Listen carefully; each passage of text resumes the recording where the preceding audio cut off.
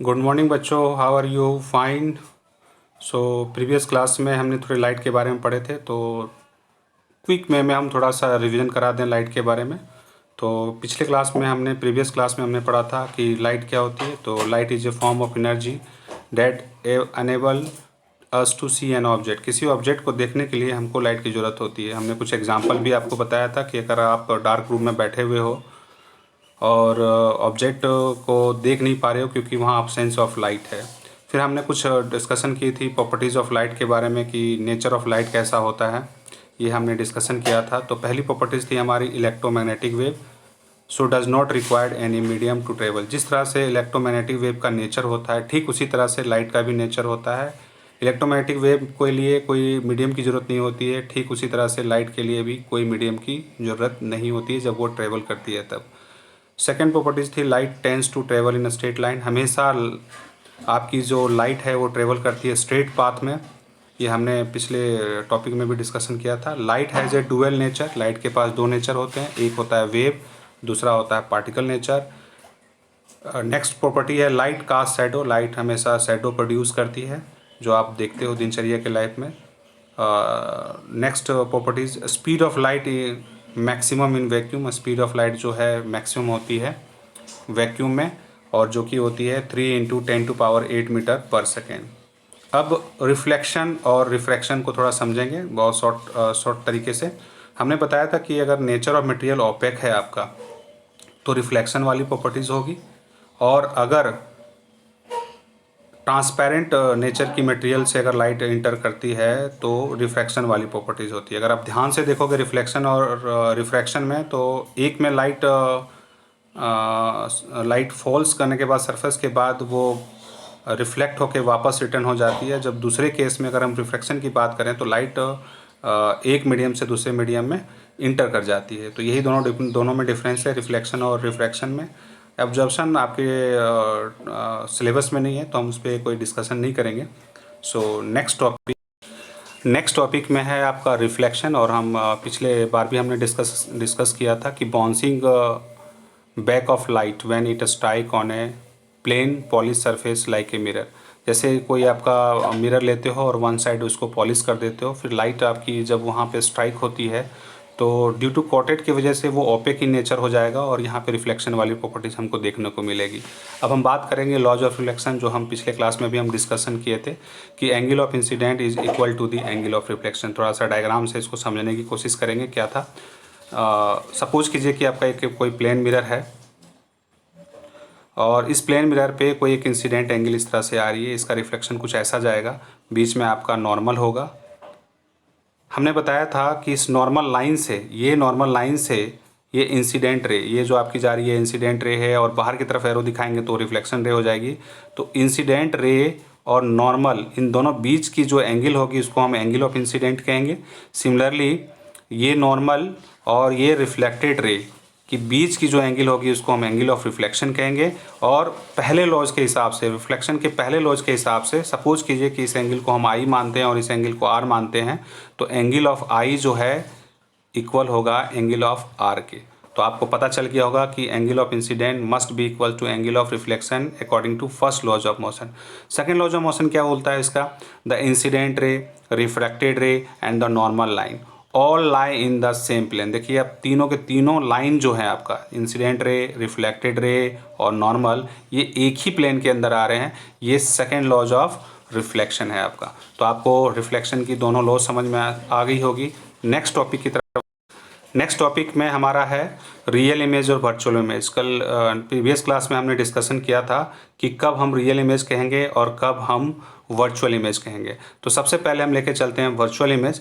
Suppose कीजिए कि आपके पास कोई एक प्लेन मिरर है, आपके पास एक प्लेन मिरर है और इसको आप कोटेड कर देते हो। आप यहाँ पे कोई पॉइंट ऑब्जेक्ट रखते हो, इस पॉइंट ऑब्जेक्ट को P मान लेते हैं। एक इंसिडेंट रे इस डायरेक्शन में जाएगी, सरफेस पे टकराने के बाद इसका रिफ्लेक्शन कुछ ऐसा जाएगा। दूसरी इंसिडेंट रे कुछ ऐसे आएगी, सरफेस पे टकराने के बाद ये रिफ्लेक्ट होकर कुछ ऐसी चली जाएगी। अगर इसी रिफ्लेक्टेड रे को देखा जाए, ये दोनों जो रिफ्लेक्टेड रे है, रिफ्लेक्शन 1 एंड रिफ्लेक्शन 2, ये दोनों आपस में मीट नहीं कर रहे हैं, फिर इमेज कहाँ बनेगी? हम जानते हैं कि जब भी दो रिफ्लेक्टेड रे मीट करते हैं वहीं पे उनका इमेज फॉर्म होता है। तो यहाँ पे तो देखने को मिल रही है कि रिफ्लेक्शन 1 एंड रिफ्लेक्शन 2 कभी मीट नहीं कर पाएगी ये दोनों रिफ्लेक्शन। तो हमको दिखाई देगा कि इसी लाइन को, जैसे आपका रिफ्लेक्शन 1 है, उस लाइन को थोड़ा सा बढ़ाएंगे आगे की तरफ कुछ ऐसे, और इसको कुछ और ऐसे, इस लाइट को कुछ ऐसे बढ़ाएंगे और रिफ्लेक्शन के कुछ इस तरह से बढ़ाएंगे। यहाँ पे आपका इमेज बनेगा जो हो कि हमारा होगा P डैश। तो ये हमको दिखाई देगा अपीयर्स टू मीट की कहानी, ये हमको दिखाई देगी अपीयर्स टू मीट की कहानी। सो आपको समझ में आ गया होगा, ये हमको दिखाएगी अपीयर्स टू मीट की कहानी।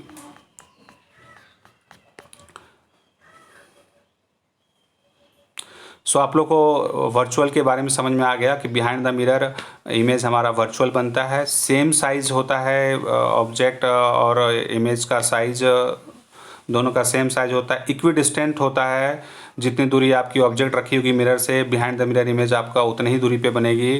रियल होता है, सो वर्चुअल इमेज होती है, इरेक्ट होता है और लेटरली इन्वर्टेड होता है। ये हम डिस्कशन कर चुके थे प्रीवियस क्लास में। और अब हम समझेंगे कि रियल इमेज फिर किसको कहते हैं। सो रियल इमेज समझने के लिए थोड़ा सा एक कनकेव मिरर का एक कंसेप्ट लेते हैं। सपोज कीजिए ये कनकेव मिरर है और कनकेव मिरर में एक आपका लाइन जा रही है जो प्रिंसिपल एक्सिस कहलाती है, जो कि सेंटर ऑफ कर्वेचर फोकस से गुजरते हुए जा रही है। सपोज कि ये फोकस है हमारा, और अब आप सब कंसिडर करते हैं कि कोई एक ऑब्जेक्ट हमने यहाँ रख रखा है सेंटर ऑफ कर्वेचर के ऊपर, और एक पैरेलल इंसिडेंट रे जाती है। आप लोग प्रीवियस क्लास में भी, छोटे क्लास में भी 7, 8, 9 में थोड़ा पढ़ा होगा आपने लाइट के बारे में।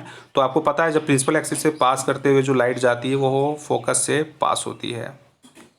दूसरी, ये आपका रिफ्लेक्शन हो गया। दूसरी केस, अगर फोकस से लाइट जा रही है तो प्रिंसिपल एक्सिस के पैरेलल होगी। अब दोनों रिफ्लेक्टेड रे आप देख सकते हो, दोनों रिफ्लेक्टेड रे इस पॉइंट पे मीट कर रहे हैं, तो इमेज ऐसा बनेगा। तो इमेज कैसा बनेगा? इमेज रियल बनेगा क्योंकि दोनों रिफ्लेक्टेड रे मीट कर रहे हैं। यहाँ एक्चुअल मीट की प्रोसेस है क्योंकि दोनों रिफ्लेक्शन एक्चुअल मीट कर रही है, इसलिए यहाँ पे इमेज रियल बनेगा। इन्वर्टेड, उल्टा बनेगा।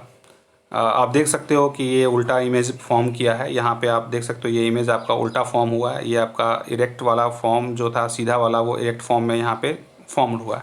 तो आपको ये भी समझ में आ गया होगा कि रियल इमेज किसको कहते हैं। तो बस वर्चुअल इमेज और रियल इमेज में डिफरेंस क्या है कि वर्चुअल इमेज में हमारी जो इमेज बनती है वो अपीयर्स टू मीट की कंसेप्ट होती है। हमको दिखता है रिफ्लेक्शन की मीट कर रही है, पर एक्चुअल रिफ्लेक्शन की लाइट है वो मीट नहीं करती। जबकि रियल वाले केस में एक्चुअल रिफ्लेक्शन का मीटिंग होती है किसी पॉइंट पे, और जहाँ पे वहाँ पे इमेज वहाँ पे वो फॉर्म करता है। तो आप लोगों को रियल और इन वर्चुअल के बारे में अच्छे से समझ में आ गया होगा। नेक्स्ट टॉपिक की तरफ चल। सपोज कीजिए कि आपके पास कोई एक स्फेरिकल मिरर है। सपोज कीजिए ये आपका एक कोई स्फेरिकल मिरर है और स्फेरिकल मिरर को हम इस तरह से कट करते हैं तो आपके दो फॉर्म हो जाएंगे मिरर के कुछ ऐसे।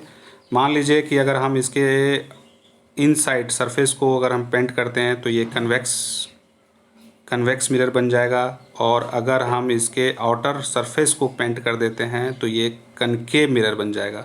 तो आप लोगों को समझ में आ गया होगा कौन कनकेव और कौन कन्वेक्स। अंदर की तरफ रिफ्लेक्टिंग पार्ट है तो आपका हो गया कनकेव, और आउटर पार्ट आपका रिफ्लेक्शन की एक्टिविटीज़ अगर शो करती है तो वो हो गया आपका कन्वेक्स का कहानी।